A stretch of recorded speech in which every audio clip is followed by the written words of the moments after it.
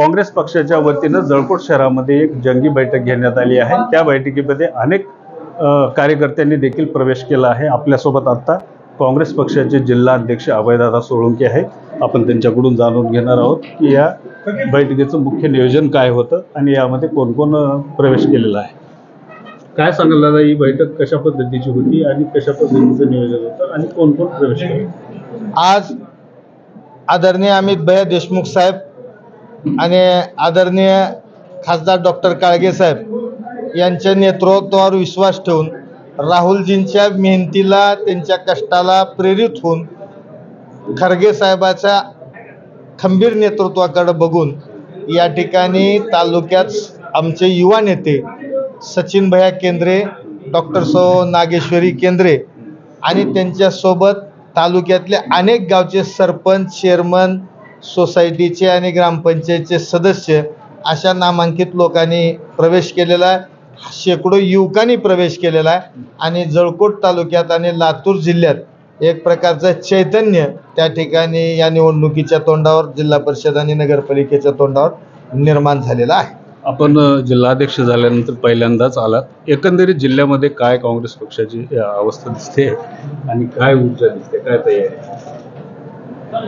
काँग्रेस पक्ष येणाऱ्या जिल्हा परिषद निवडणुकीत जिल्हा परिषदवर तिरंगा फडकणार आहे, कारण लोकांना फक्त अमित भैयाच्या खंबीर नेतृत्वावर जिल्ह्यामध्ये विश्वास आहे आणि त्यामुळं जिल्हा परिषदच नाही तर नगरपालिका, चारही नगरपालिकामध्ये काँग्रेस झेंडा फडकवेल आपला आणि काँग्रेसमय आणि काँग्रेसमय वातावरण जिल्ह्याचं झालेलं आहे, ही खात्री या ठिकाणी मला आहे। शेवटचा प्रश्न, आत्ता जे नागेश्वरी केंद्रे आणि सचिन केंद्रे यांनी आपल्या पक्षामध्ये प्रवेश केला, ते काही दिवसांपासून जळकोट तालुक्यातल्या ज्या माळीपर्गा गटामधून ते जिल्हा परिषदेसाठी इच्छुक आहेत, ते उमेदवार फिक्स आहेत?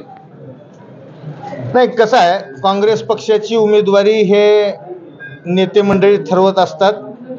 त्यांचा लोकसंपर्क आहे, त्यांचा दांडगा लोकसंपर्क असल्यामुळं तिथल्या लोकांचे शिफारस आणि नेतृत्वाचा निर्णय याच्यातून योग्य तो निर्णय होईल।